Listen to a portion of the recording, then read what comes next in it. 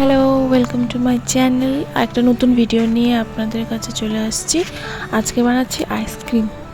যার জন্য আমি 1 কেজি দুধ নিয়েছি, সেটাকে আমি হাফ কেজির মতন ফুটিয়ে শুকিয়ে নেব। তারই মাঝখানে আমি বাদামগুলো ক্রাশ করে নিচ্ছি।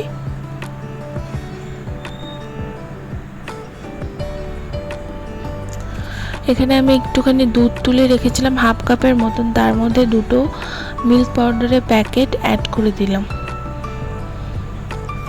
যেহেতু আমি 1 লিটার দুধ নিয়েছি, তাই 2টো মিল্ক পাউডারের প্যাকেট অ্যাড করছি।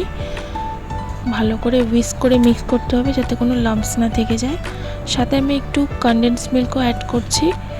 এটা পুরোটাই অপশনাল, আপনারা থাকলে ইউজ করতে পারেন, নয়তো স্কিপও করতে পারেন। এবার দুধের মধ্যে এটা অ্যাড করে দেব। মিশ্রণটা ভালো মতন অ্যাড করে ভালো করে মিক্স করে নিতে হবে। তারপর একটু বাদাম অ্যাড করে দিচ্ছি।